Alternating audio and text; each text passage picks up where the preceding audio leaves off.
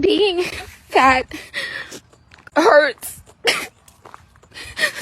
No matter what people want to say.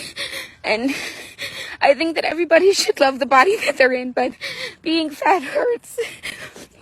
It hurts physically. It hurts mentally. And I'm trying so hard to be a better me. And I'm stuck in a body that can't keep up yet. Going to the doctor while fat is terrifying. I have had so many dehumanizing, humiliating, demoralizing experiences with doctors. And I just got out of a doctor's appointment with a brand new primary care physician, went in crying because of my anxiety. And then she was so kind, and she listened, and she didn't blame every single thing that's going on with me on my weight. She never once used the word obesity. And she also had all these really cool pro-trans, pro-queer stickers on the back of her laptop. And then I cried again because it was a good experience. And it was the first good experience at a doctor's that I have had in over 10 years. When I was 20 years old, I worked a retail job in San Diego, California. And I came back from a break. And when I returned, my supervisor was supposed to assign people where to go, and I was waiting. And he ignored me for a few minutes. And I said to him, where would you like me to go? And he turned to me and he said, why don't you just stand there and look fat and ugly? And he said it in front of about 10 people that heard him, and a couple of snickered and a few looked embarrassed. And I remember feeling so humiliated and ashamed. And I was significantly overweight. I was about 250 pounds, college. And I worked in a place where the girls, in my mind's eye, were all thin and blonde and tanned. Again, San Diego. And I remember going into the break room and being so ashamed and so humiliated. And you have to understand, I was a fat kid. I had all kinds of names and had been called killer whale in grade school, and, had a history of verbal assaults from people by my size. But this was particularly humiliating. And that Grace Killalay felt that sting for years. That was 46 years ago. When I watched the video of the current president of the United States on Air Force One saying to a female reporter who's asking him a question about the Epstein files, because everyone's asking about the Epstein files, and he turns to her with such venom in his voice, and he says, and points his finger at her, he says, quiet, quiet, piggy. The rage that I feel that a grown adult man in power, a lot of power, who has his hands on the steering wheel of our country, hates women so much that he just feels like he can say whatever the hell he wants. And in the scheme of all the madness that we're in right now, it's a little thing, but it caused such a visceral reaction in me. I promise you, this Grace Killalay would not go to the big break room and feel bad. I absolutely would not have been able to control myself. And I'm not embarrassed for her. I'm not embarrassed for me. I'm embarrassed for our country. Really? This guy who hates us, he hates women. Be super clear. He hates us. And we are more than 50% of the population. Lucky us, he gets his hands on the steering wheel of our country every day. And you know what? I'm not going to be quiet. So I just got back from the doctor. Just got out of the doctor, and she goes, hey, you're really fat. And I said, yeah, I know. I'm just here to get my medication renewed. It's Lexapro. Like, it's not even weight related. Like, can I just get my medicine? And that's all. And she said, yeah, but you're really fat. I said, word. She's like, what are you doing? Do you diet? And I'm like, well, I do what I can. Well, what's what you can? yeah, I don't know. I'm a slacker. I'm not really good at doing things that is good for me. And she goes, yeah, well, you need to do something because you're gonna die. And I said, I'm just fat. I'm not unhealthy. Like, all my levels are fine. And she goes, no, you're gonna die. And I said, oh, I guess it's everybody's turn. Everybody dies. She goes, we're gonna put you on an injection once a week so that you can stop eating, you fat fuck. I said, okay, well, I guess there's no other option. And she said, yeah, put this thing in your big fat belly. You just gotta stab yourself in your big fat juicy gut. And once a week, and you're not gonna eat anymore. And if you do eat, you'll vomit. She said, good luck. I said, okay, thank you. So that's the story of my day one of Ozempic. So wish me luck. Yesterday, somebody complimented me and said I was really pretty. It was a very sweet, kind thing to say. Someone else heard someone complimenting me saying this, and they went to their friends and snickered and said that I was too big to be pretty, which is a really crazy thing to say when I look like this. It just took me so off guard because you are a hater first and foremost, but also you are a liar. Like, I am a cutie patootie. I am pretty as hell. Yes, I have a double chin. We all see it. But we also all see that I am quite gorgeous. I know there are girls that genuinely feel that way because I used to be that girl. When I was in high school, I thought I was way too big to be pretty. But as I've learned to really love myself, like deeply, genuinely love myself inside and out, I know that there is no limit to how pretty I'm going to be just because of how big I am. Like, look at the material. Hey, gorgeous. Love you. Bye. I'm going to be the one to say it. If you have body positivity, great. If you love your body, that's perfectly fine. If you are healthy and you have good, like, vitals and there's nothing wrong with you when you go to the doctor, that's possibly fine. This video is not for you. But for the rest of us, all right, being fat is not fun, all right? And at times it's not cute. It's not comfortable. I'm tired of being limited on the places where I can shop. I'm tired of the way the world perceives us. This world is not going to change, okay? They don't like fat people. They don't like us. And the first thing out their mouth is going to be like, you need to lose weight. You need to lose weight. Being fat is not healthy. Okay, there are people who are the size they are because of genetics. There are people that are big because of lymphedema and other medical problems. This is not for them. But for everybody else who's trying to make it seem as being fat is a great thing, it's not. I don't know who the fuck is gonna see this. But I was on Instagram Live with my friend today and someone continuously called me a fat Aunt Jemima. And I'm so tired of people feeling like they can treat me any type of way just because I'm bigger. Like, I have an eating disorder. I go through enough. Like, I don't fucking need this from people that don't even know me. And I just want to say that anybody else who goes through this shit and has to deal with this bullying and harassment, like, you're not alone and you're so supported and you're so loved, and I appreciate the fuck out of all of you. And I'm not gonna let this fuck with my head, but I just had to say something because it was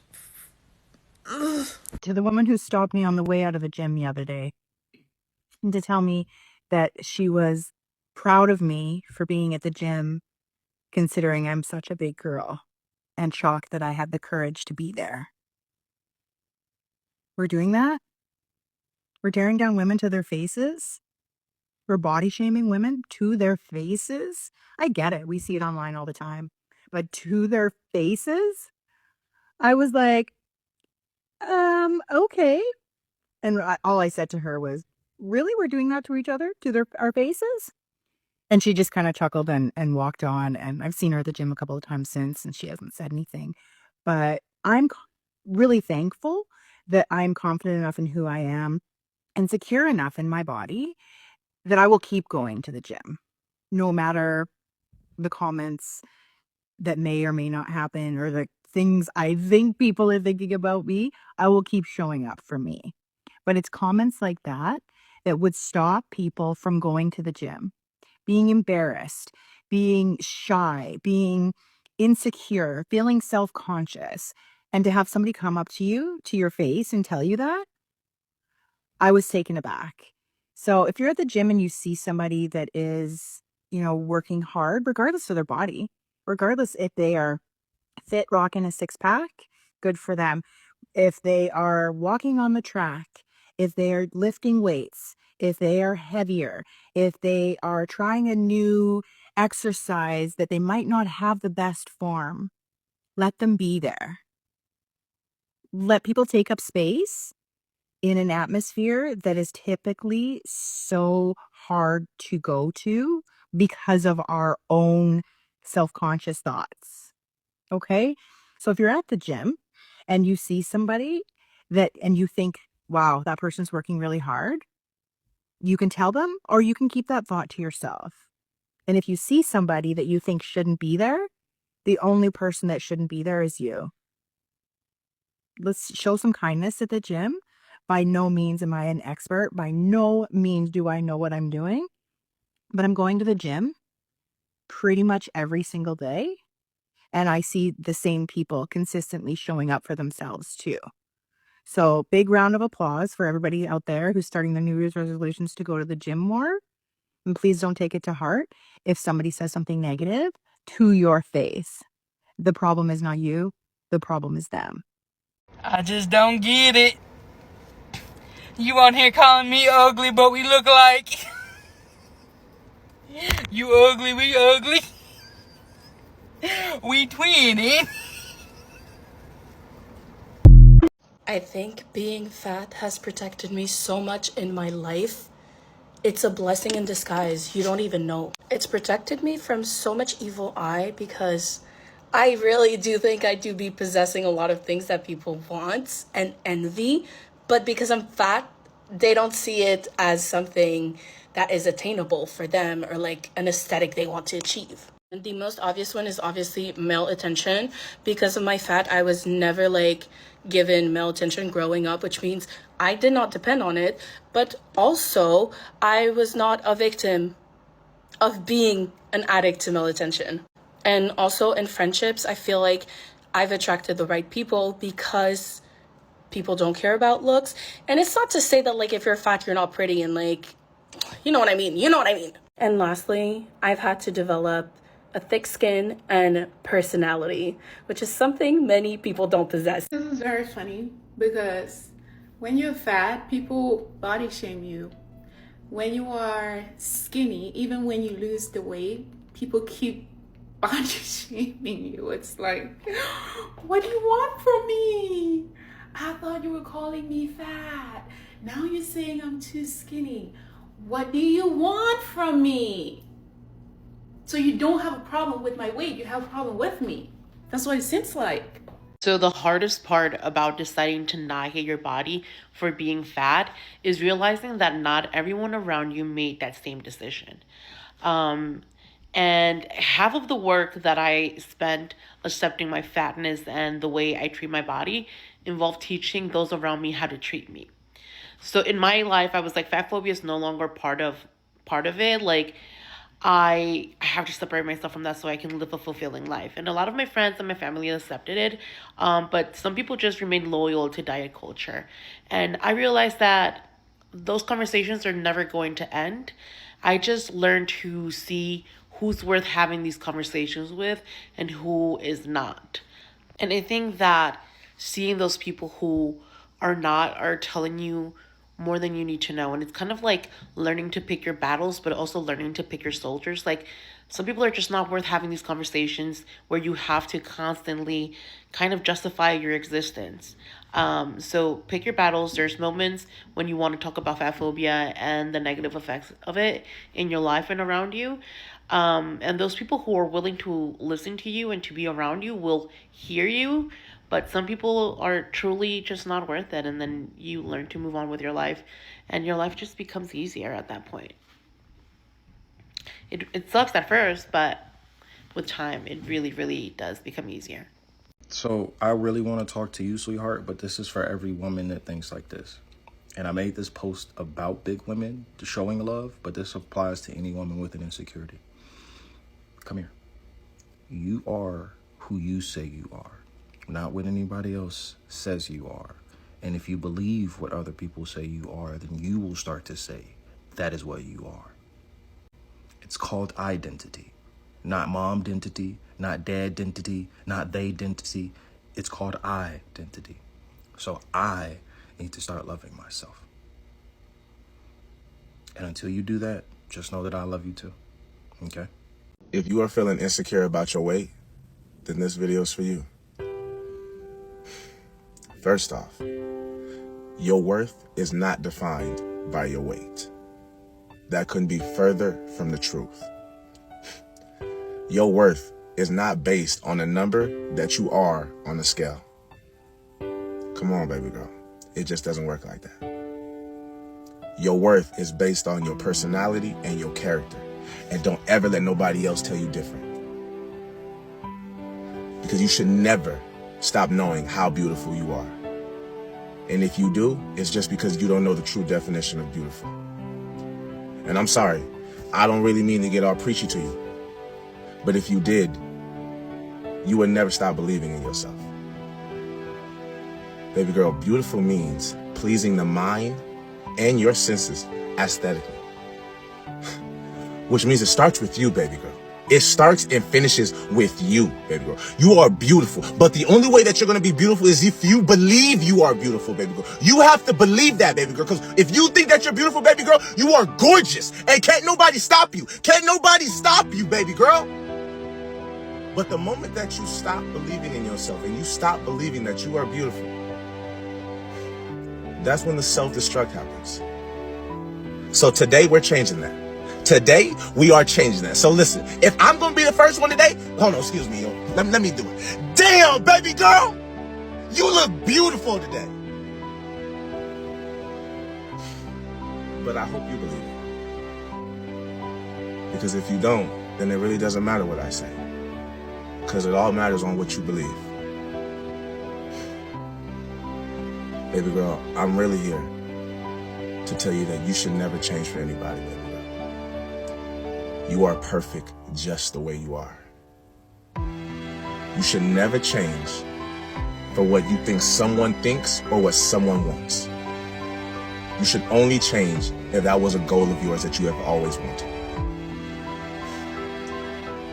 And let me tell you why. You should never change for someone or what they think, ever.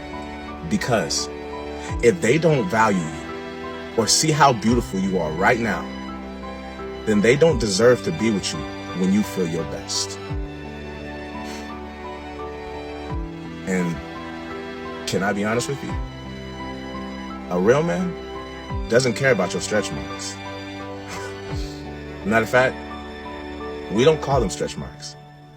We call them love lines. And all we want to do is read your story. And that's real. So don't let that go over your head. Have a great day.